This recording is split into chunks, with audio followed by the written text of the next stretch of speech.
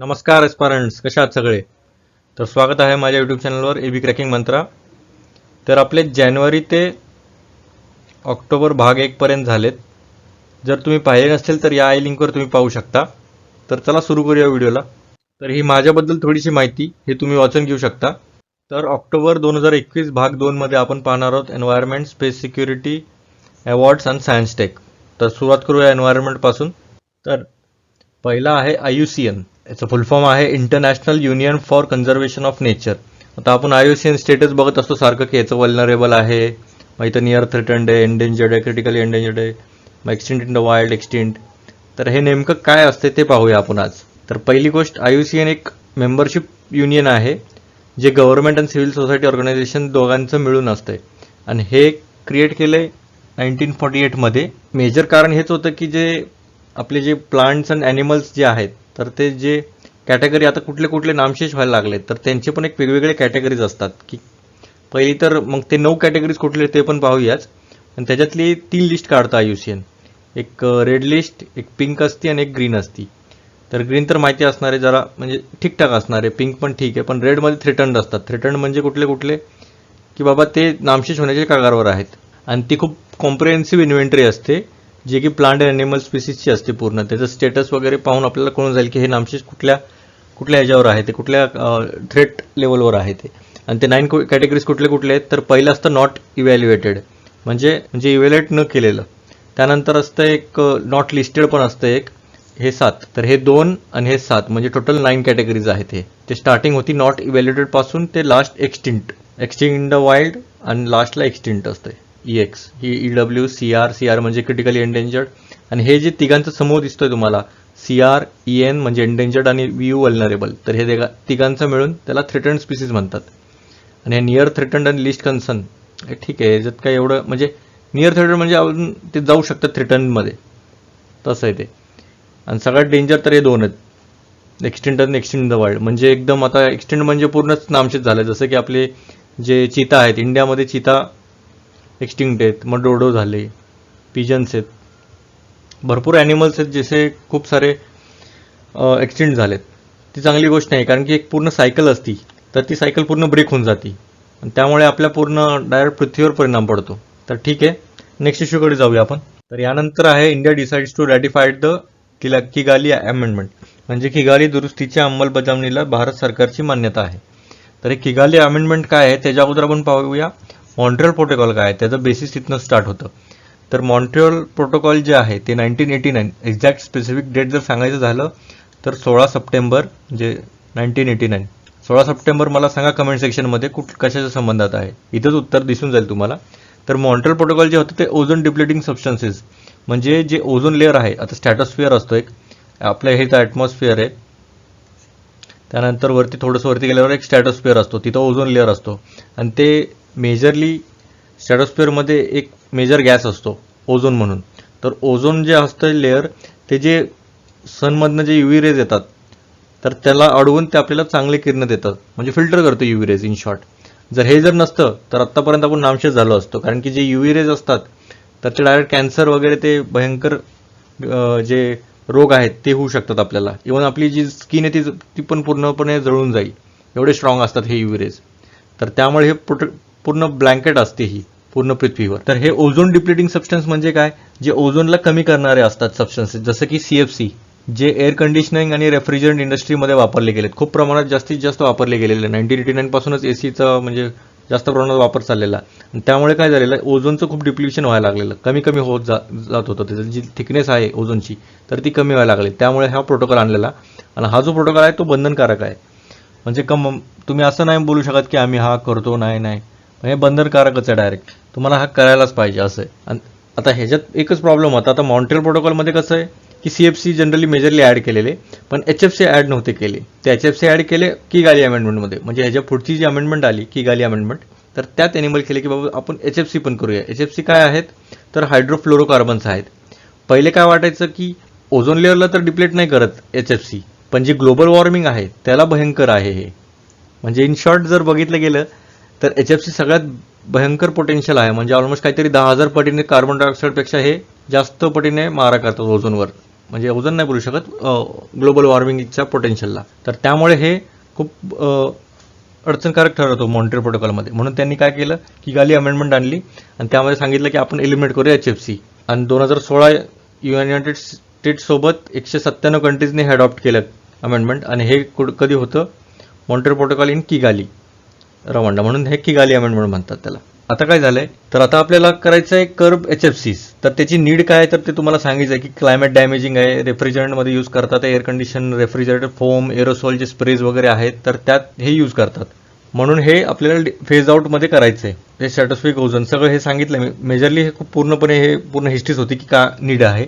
तर आता ॲग्री काय केलं आपण ते पाहूया आपण. तर यामध्ये काय असणार आहे, तर 3 कॅटेगरी केल्या कंट्रीजच्या. इथं पाहू शकता तुम्ही, एक डेव्हलपिंग कंट्रीज आणि इथं पण डेव्हलपिंग कंट्रीज आहेत, पण त्यात पण मेजर इकॉनॉमिकचा फरक पडतो. आता डेव्हलपमध्ये कुठले तर US, Japan, western European countries जे आहेत तर ते सगळे. त्यानंतर डेव्हलपिंगमध्ये चायना, साऊथ, म्हणजे जे मेजर कॉन्ट्रीब्युटर्स आहेत. इथं बघू शकता तुम्ही चार्ट HFCचं कन्झम्पशनमध्ये. इथं USचंच बघा 2.5 लाख आहे, आणि कशामध्ये बघा, MPTA मध्ये. त्यानंतर वेस्ट युरोप, मग जपान, मग इंडिया बघा 13,000च आहे फक्त. तर त्या हिशोबानं त्यानंतर हे कंट्रीज झाले. मग फेज डाऊन शेड्यूल असणार आहे, म्हणजे 3 कॅटेगरीमध्ये शेड्यूल केले. म्हणजे 2011-13ची बेसलाईन, 2019 मध्ये फ्रीजिंग केवढं असणार आहे, मग 85% पर्यंत आपल्याला कमी करायचं रिडक्शन 2036 पर्यंत, मग 45, मग 47. आणि जे फ्रीजिंग इयर आहे ते काय आहे, म्हणजे एक पीक पिरियड असणार आहे. त्यावेळेस सगळ्यात जास्त यूज केलेलं असेल ना HFC, तर ते पीक पिरियड पकडलं जाईल 2019, म्हणजे फ्रीजिंग. आणि त्यानंतर खूप कमी करण्यात येईल. हे फ्रीजिंग पिरियड असणार आहे. आणि बेसलाईन म्हणजे काय, की ॲव्हरेज प्रोडक्शन असतं किंवा कन्झम्पशन असते, म्हणून ते बेसलाईन असते. म्हणजे जास्त वरती पण नाही, जास्त खाली पण नाही, एक कॉन्स्टंट असतंय ते. आणि implication for India as per agreed schedule काय असणार आहे, तर आपलं असणार आहे 85% 2047 पर्यंत. हे लास्टच कॅटेगरी 3 मध्ये येतो आपण. आणि ओव्हर द 24-26 बेसलाईन, म्हणजे तेच 24-26ची बेसलाईन असणार आहे. आणि इट्स प्रोडक्शन और consumption to be reduce beyond 2028च्या बियॉन्ड करायचं नाही आपल्याला. तर ठीक आहे, हे सगळं होतं किगाली ॲग्रीमेंट आणि मॉन्ट्रियल प्रोटोकॉल. फक्त हे लक्षात ठेवा, हे बंधनकारक आहे. आणि हे जे पॅरिस ॲग्रीमेंट आहे ते की नाही आहे, लिगली बाइंडिंग नाही आहे. हे लिगली बाइंडिंग आहे मॉन्ट्रियल प्रोटोकॉल. आणि किगाली अमेंडमेंट हे HFC साठी आहे आणि हे CFC साठी आहे. तर हे मेजर होतं, बाकी तर ठीक आहे. तर हे सगळं सांगितलं मी. 80% आपल्याला HFC कन्झम्पशन करायचं 2047 पर्यंत. मग बिगिनिंग पूर्ण फायनान्स प्रोव्हाइड करणार. तर हे सगळं होतं. Powerful instrument against Montreal protocol. म्हणजे थोडं सक्सेसफुलच झालेलं आपलं हे मॉन्ट्रियल प्रोटोकॉल, म्हणून आपण बंधनकारक केलेलं. ठीक आहे, नेक्स्ट इश्यूकडे जाऊया आपण. आता तमिळनाडूमध्ये इंडियाचं पहिलं डुगोंग कन्झर्वेशन रिझर्व असणार आहे. म्हणजे काय, हे डुगोंग तुम्ही बघू शकता, हे सी काव म्हणतात ह्याला. इथं लिहिलंय डुगोंग ऑर द सी काव. तर हे असं चेहरा लक्षात ठेवून आपल्याला कळून जाईल हे डुगोंग आहे. आणि डुगोंगवर UPSCचा खूपच फेवरेट आहे हे.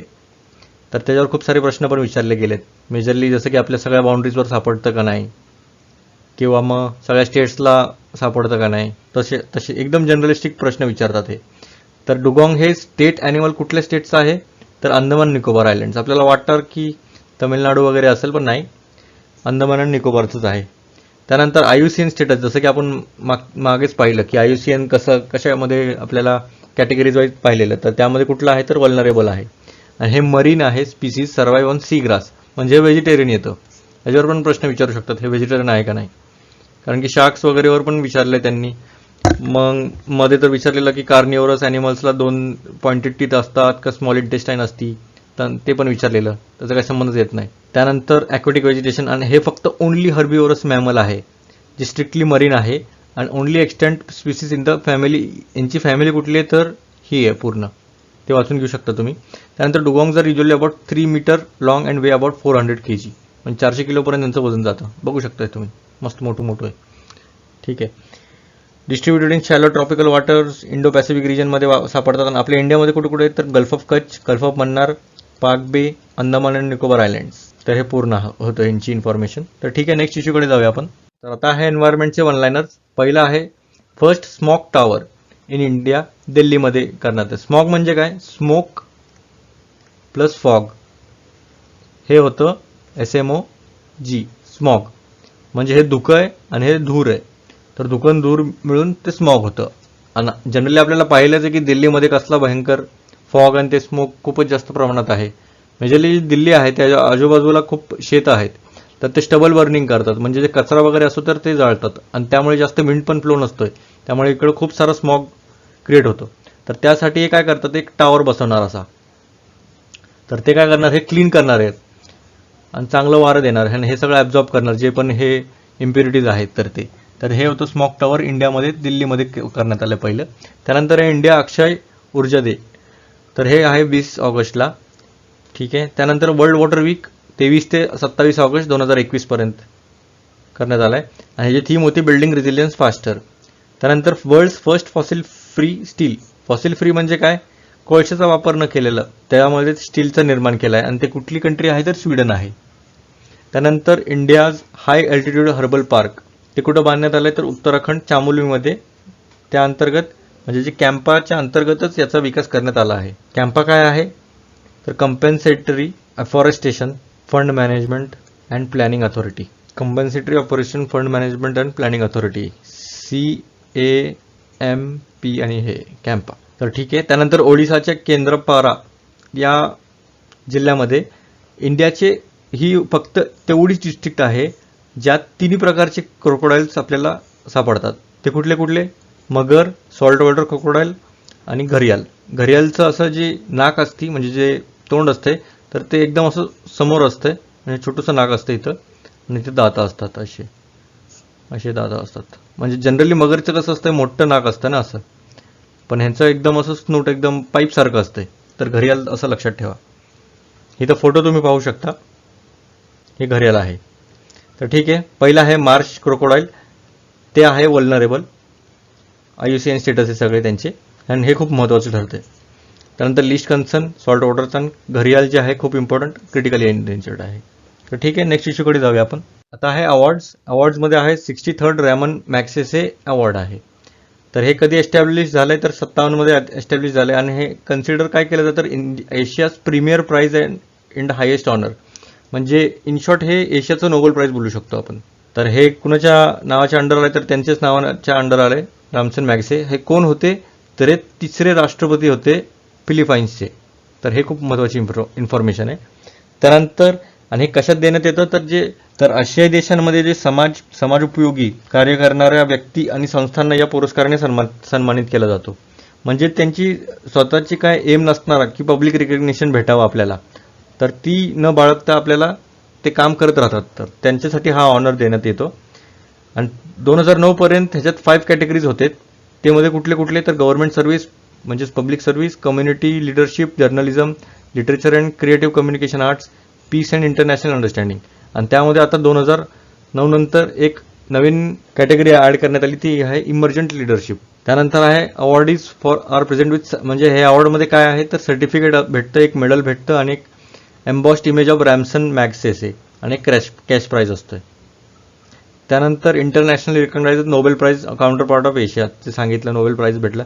आत्ता 2021चे विनर्स कोण कोण आहेत तर हे खूप महत्त्वाचं ठरते. तर बांगलादेशचे डॉक्टर फिरदौसी कादरी, ज्यांचं काम होतं अफोर्डेबल वॅक्सिन चॅम्पियन नाही, ॲक्च्युली अफोर्डेबल वॅक्सिन चॅम्पियनच ठरवलेत गेलेत हे. त्यानंतर पाकिस्तानचं मोहम्मद अमजद साकिब, ते पॉवर्टी एलिव्हेशन विजनरी. त्यानंतर Filipino fisher, community environmentalist Roberto Ballon, American Steven Muncy for humanitarian work and refugee assistance and इंडोनेशियाचे torch bearer for investigative journalism watchdog. तर हे एवढ्या सर्वांना भेटलंय. मेजर ठळक नावं लक्षात ठेवा, तर तेवढं तरी होऊन जाईल, काय प्रॉब्लेम नाही. तर ठीक आहे, नेक्स्ट इश्यूकडे जाऊया. आता आहेत अवॉर्ड्सचे वन लायनर्स. तर राजस्थानची शिवानी मीना, हे IIT जोधपूर अलुमना आहे. तर हे फर्स्ट वुमेन एक्सकेव्हेशन इंजिनियर बनल्यात, जे ओपन कास्ट माइन एक असतं. ओपन कास्ट माइन म्हणजे काय, अशी जमीन आहे समजा आणि हे असं डायरेक्ट ओपनली मायनिंग करतात, तर त्याला ओपन कास्ट माइन म्हणतात. आणि ह्यामध्ये जे आहेत ते फर्स्ट वुमेन झालेत शिवानी मीना, हे लक्षात ठेवा. त्यानंतर आहे 12 वर्षीय एन्व्हायरमेंटल ॲक्टिव्हिस्ट जे मुंबईचे आहेत, ते आयान शंक्ता. त्यांचं नाव नोंदवण्यात आलं आहे 2021 इंटरनॅशनल यंग इको हिरोमध्ये. आणि हे 3rd price under age group 8 ते 14. त्यांचं प्रोजेक्ट होतं conservation and rehabilitation of Powai lake. तुम्हाला माहिती असणारच आहे.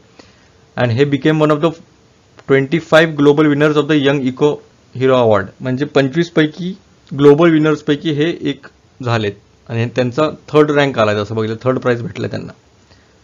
आणि किती वय आहे बघा, 12 वर्षात आपल्याला काय कळत पण नव्हतं. हे तर एन्व्हायरमेंटल ॲक्टिव्हिटीज त्यांची जाणीव केवढी चांगली आहे बघा. त्यानंतर नमिता गोखले, आता रिसेंटली सप्टेंबर 2021मध्येच त्यांना 7वा Yamin Hazarika women of substance award देण्यात आला आहे व्हर्च्युअल इव्हेंटमध्ये. आणि जे यामिन हजारिका आहेत ते फर्स्ट वुमेन आहेत नॉर्थ ईस्ट इंडियाचे फॉर डॅनिप्स, एक federal police service that administered Delhi and union territories in 1977. तर हे पण खूप गर्वाची गोष्ट आहे की नॉर्थ ईस्ट इंडियामधनं पण आता सहभाग वाढला आहे. तर ठीक आहे, नेक्स्ट इश्यूकडे जाऊया आपण. आता आहे स्पेस अँड सिक्युरिटी. तर मलाबार एक्सरसाइज कोणाच्या दरम्यान होती, तर USA, जपान आणि ऑस्ट्रेलिया या 3 देशांमध्ये होती ही एक्सरसाइज. त्यानंतर झापड, ॲक्च्युली झापडच नाव आहे, झापड 2021, ते युरेशियन आणि साऊथ एशियामध्ये होतात. त्याच्यापेक्षा 12पेक्षा अधिक देशांचा समावेश आहे. तर तेवढे देश मला नाही वाटत तेवढे विचारतील, पण झापड एक्सरसाइज हे विचारू शकतात की युरेशियन आणि साऊथ एशियामध्ये आहे ही. त्यानंतर सिम्बेक्स असं वाटेल सिंगापूर, इंडिया, थायलंड, म्यानमार असं काहीतरी असेल, पण नाही आहे, सिंगापूर आणि इंडियाचं आहे फक्त. आणि सिंगापूर बरोबर कुठली अजून एक एक्सरसाइज आहे आपली, तर बोल्ड कुरुक्षेत्र, हे लक्षात ठेवा. त्यानंतर एक्सरसाइज कोंकण, ती इंडिया आणि ब्रिटनमध्ये आहे. हे मेजरली एक्सरसाइजच होते आणि हे पण विचारतात, मॅच द फॉलोइंगमध्ये विचारलेलं. ठीक आहे, नेक्स्ट इश्यूकडे जाऊया. आता सायन्स टेकचे आहेत व्हिडिओज, सायन्स टेकचे आहेत माहिती. तर पहिलं आहे TB, ट्युबरक्युलोसिस. तर हे ॲक्च्युली फर्स्ट ऑफ ऑल हे बॅक्टेरिया आहे, हे लक्षात ठेवा, बॅक्टेरिया. त्यानंतर याचं नाव काय आहे, मायकोबॅक्टेरियम ट्युबरक्युलोसिस. आणि हे यांची फॅमिली कुठली आहे, स्वीट फॅमिली, मायकोबॅक्टेरियासिए. तर AE असं लागलं की समजायचं की हे बॅक्टेरियाच आहे. आणि ह्याच्यात ऑलमोस्ट 200 मेंबर्स आहेत, खूप मोठी फॅमिली ही. त्यानंतर in humans TB most commonly affects the lungs, majorly lungs. आपल्याला माहितीच आहे TB कशावर अफेक्ट करणार, पल्मनरी TB म्हणतात त्याला, लंग्सवर अफेक्ट करतं. इव्हन अदर ऑर्गन्सला पण करतं, त्याला एक्स्ट्रा पल्मनरी TB म्हणतात. म्हणजे लंग्ससोबतच आजूबाजूच्या ऑर्गनला पण अफेक्ट करतं. आणि हे जी डिझीज होती हे एन्शियंट डिझीज आहे, इजिप्त काळापासून, म्हणजे 3000 BC पासून ही एक्झिस्ट करण्यात आली आहे. आणि आत्तापर्यंत आपण इरॅडिकेट करू शकलो नाही. इरॅडिकेट म्हणजे काय, आपण नामशेष करू शकलो नाही, इव्हन कंट्रोल पण करता आली नाही आहे जास्त एक्सटेंटवर. आणि जे WHOचं ग्लोबल TB रिपोर्ट आहे, तर त्यामध्ये लिहिलं आहे की 10 मिलियन पीपल 2019मध्ये TBने ग्रस्त आहेत आणि 1.4 मिलियन डेथ्स त्याच्यामुळे झालेत. म्हणजे 1.4 × 10⁶, म्हणजे ऑलमोस्ट एक 14 लाख झाले हे. तर 14 लाख मृत्युमुखी होतात TBमुळेच. आणि India accounts for 27% of this cases, म्हणजे 27% तर ह्याच्यातले फक्त इंडियाचेच आहेत. खूप मोठा आकडा आहे हा. तर आता BCG वॅक्सिन, आता ॲक्च्युली काय झालेलं, BCG वॅक्सिनला 100 वर्ष पूर्ण झालेत. तर बघू शकता 1921, हे 1921मध्ये फर्स्ट यूज करण्यात आली. तर BCG काय आहे आणि BCG वॅक्सिन कशाला वापरतात तर तुम्हाला माहितीच असणार आहे, हे TBसाठीच वापरतात. तर हे BCG वॅक्सिनबद्दल थोडीशी माहिती जाणून घेऊया. हे डेव्हलप केलेलं 2 फ्रेंचमॅन, जे की अल्बर्ट कॅल्मेटे आणि कॅमिली ग्युरेन. त्यांनी मॉडिफाईड स्ट्रेन केलं Mycobacterium bovis that causes TB in cattle, म्हणजे कॅटलमध्ये जे होतात गोरं वगैरे जे असतात, तर त्यामध्ये हे होणारा TB होता. तर त्यांनी तेव्हा हे फर्स्ट यूज्ड इन ह्युमन्स, आणि तेव्हा त्यांनी त्यांच्यासाठी बनवलेली, पण ह्युमन्समध्ये 1921मध्येच करण्यात आली. आणि आता 2021मध्ये आपल्याला 100 वर्ष पूर्ण होतील. तर याच्यावर चान्सेस दाट आहेत विचारण्याचे. त्यानंतर in addition to its primary use as a vaccine against TB, BCG also products, म्हणजे बाकीचे पण फायदे आहेत, जसे की रेस्पिरेटरी अँड बॅक्टेरियल इन्फेक्शन जे असतात न्यूबॉर्न्सचे, म्हणजे जे नवजात असतात, तर त्यांचे पण डिझीजेस क्युअर करतं. रेस्पिरेटरी अँड बॅक्टेरियल जे इन्फेक्शन असतात, इव्हन जे मायकोबॅक्टेरियल डिझीज असतात, जसं की लेप्रसी झालं किंवा ब्युरोलिज अल्सर झालं, तर त्याला पण ते क्युअर करतात. म्हणजे एक वॅक्सिन 3-4, एका दगडात ऑलमोस्ट 3-4 पक्षी गेले असं झालं शकतो, किंवा एका दगडात 3-4 डिझीज गेले. पक्षी नको, पक्षी पहिलेच कमी आहेत, जास्त दिसत पण नाहीत. ठीक आहे.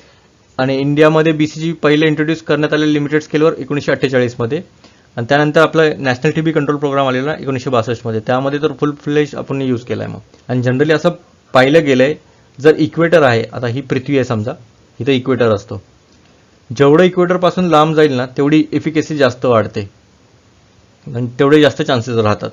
जसं की UK, नॉर्वे, स्वीडन जे आहे ते वरती देश आहेत सगळे, तर त्यामध्ये खूप कमी आहे. आणि जे इक्वेटरच्या जवळ आहेत तर त्यांच्याकडे खूप जास्त आहे. ॲक्च्युली उलटं म्हटलं, हे जेवढं लांब असेल तेवढं कमी होत जातं एफिकेसी. मला एफिशियन्सी वाटलं, पण ठीक आहे. त्यानंतर currently BCG is the only licensed vaccine available for the prevention of TB. आता खूप साऱ्या वॅक्सिन्स आहेत, त्याला परवानगी भेटत नाही जनरली, फक्त एवढंच एकमेव वॅक्सिन आहे त्याला लायसन्स्ड वॅक्सिन भेटलं आहे. आणि over the last 10 years 14 new vaccines पण डेव्हलप करण्यात आले टीबीमध्ये आणि बाकीचे पण क्लिनिकल ट्रायल्समध्ये आहेत. तर ठीक आहे, नेक्स्ट इश्यूकडे जाऊया आपण. अभी है कौन बनेगा करोडपती. ठीक आहे, क्वेश्चन्स आहेत MSP बद्दल, त्यानंतर नॅशनल कमिशन फॉर मायनॉरिटीज बद्दल. तर हे तुम्ही सोडवण्याचा प्रयत्न करा आणि कमेंट सेक्शनमध्ये मला कळवा.